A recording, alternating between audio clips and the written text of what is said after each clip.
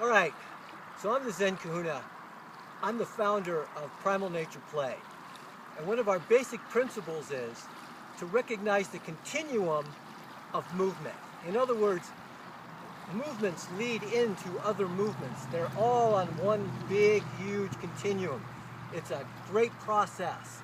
It's a great adventure in life from when we're first conceived all the way to our last gasp. So we're going to take a move and I'm going to show it to you using lots of different equipment. You can see I've got a Clubbell, I've got an adder kettlebell, I've got wooden longevity ring, double ball staff, pendulum, and a steel mace. Now, while we're at it, might as well give some credit where credit's due. These are made for me by Mike Remiski, Rosewater Kinetics. Great clubs, great double ball staffs, great pendulums. The man is an artist and he makes functional, useful art. The mace, Mike Furness from MF Refab down in Texas. Another awesome dude. And his steel maces, some of my favorites. Right out of China. Wing Chun. Right? Okay. We use them in their form as a longevity ring for mobility, for isotonic, for isometric movement, for our Tai Chi, all sorts of ways. Adder kettlebells, I already mentioned. Clubbells, you know where to get them. All right, so let's do this thing. What's the movement? We'll start off, no equipment at all.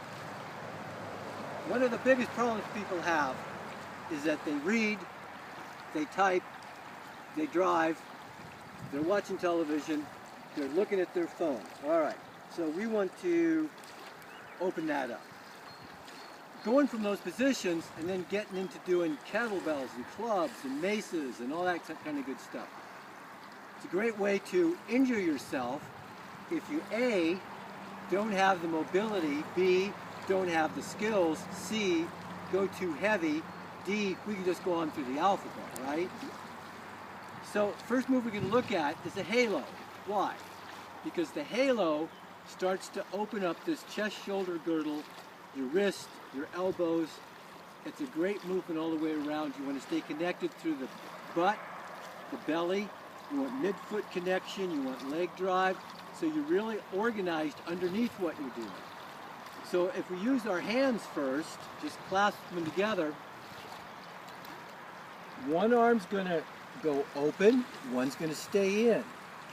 We're going to come down behind the head, change. One arm goes out, one goes in, and down we come. So we're threading the head. We can go the other way.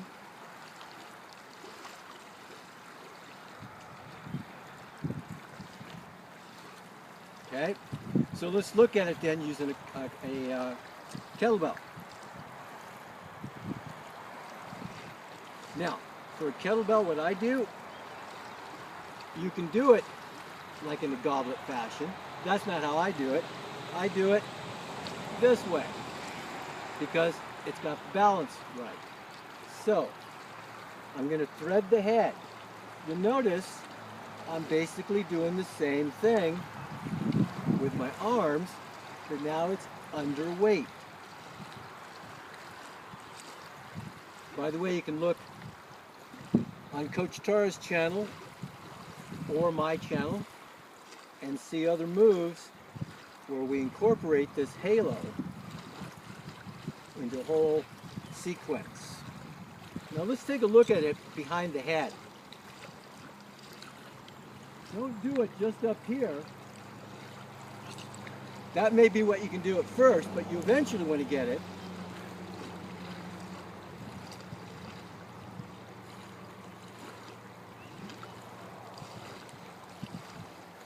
where it's coming down behind your head. Now watch the elbows. One in towards the center line, one out to the side. Change the arms, bring it down. Right over the shoulder, right over the shoulder. Now one more time, slow motion. I am not lifting it up over my shoulder like this. I'm coming over, loading one arm. Just pushing the kettlebell right over. Drawing it across my back and pulling it right over. Nice and easy. Okay. So that's with a kettlebell. Now, every variation in the continuum of movements of a halo type movement, using different equipment, gives you a little different neurological feedback and gives you also some different opportunities, which if you watch my videos, you see me doing halo type movements with all this equipment in various sequences and complexes. So here we are. It's the same arm movement over and over again. Can you see how it's all connected together, but with some little variations? Double ball staff can be a little different because of the width.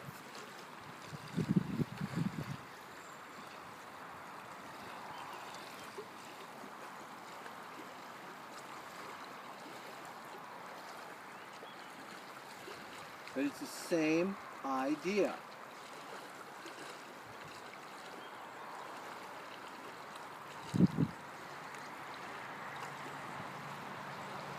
Then let's take a look at a pendulum.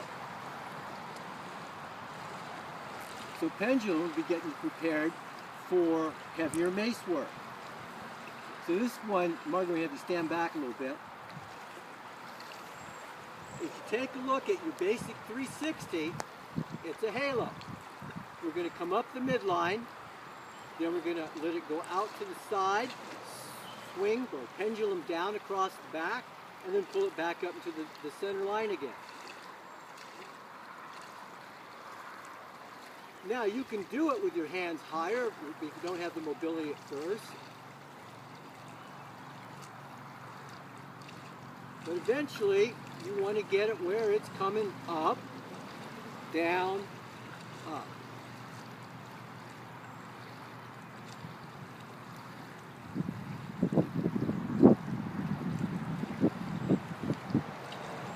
You still got that halo. Look at my elbows. Okay, now, if we look at that same thing with a steel mace, it's just more weight, same movement.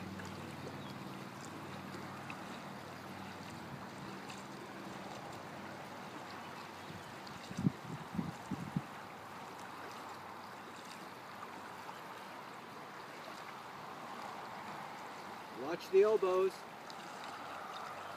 They're doing the same stance. Now, Clubbell, it's going to be the same idea.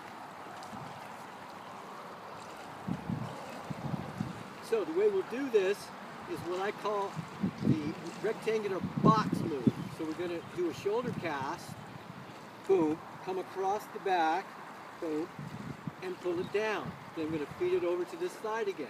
So we're doing, here's a low part of the halo, here's a high part, low part.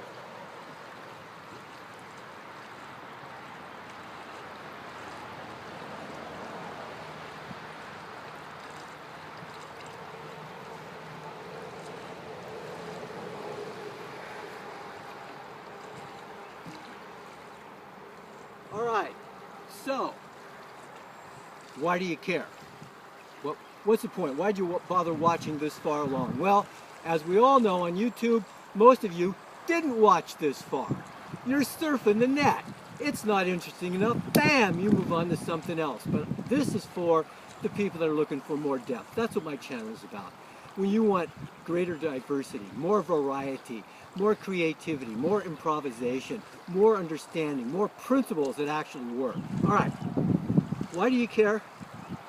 Because, for example, that last move I demonstrated, the halo with a Clubbell. So Clubbell, it's shorter than your mace. Okay, because let's face it, a mace is just a long club, right? Simple. Shorter, we call it a club. Longer, we call it a mace. Why? It's just how things got started. Doesn't make any difference, really, does it? Okay, so you take that shorter, less leverage requirement and to build up to your heavier maces. So you can take a 20, 25, 30, 35, 40, 45 pound club and start practicing your halos. So when you start getting that longer mace with more of the weight out towards the end, you've already got the chest and shoulder connection, plus you've got the basic movements that you need to safely handle the mace. So doing all these different sorts of movements, your body has had so many opportunities of doing this with weights, without weights, with circles, with staffs, with weighted more on one end than the other, all sorts of different ways. You can do it with a steel plate from your barbells if you want to. You could hold a dumbbell, come over and do the same thing. You can hold a big can of chili beans and do the same thing. You can take a rock and do the same thing. How about that? So, what's the key with all of this? The more that you practice using diverse tools in diverse kinds of situations, and you start light enough and you build up, and you constantly are connected with that continuum of movement, the greater the likelihood that you can train every single day. Now, I'm 69. This is day 4,761, I think. So that's over 13 years of every single day, never missing a day, of primal nature play movement. All right? So I am not just a natural athlete or something like that. I was the kid that was the last one chosen for a team. Of course, it's because I wasn't much of a team player either, but I was no good at playing their games. I kept breaking the rules. I'm still breaking the rules. Break the rules with me. Break your own rules. Make some rules. Break the rules. Let's have some fun with all this. Let's do what works best for you and your outcomes. Start it off with getting right with the halo.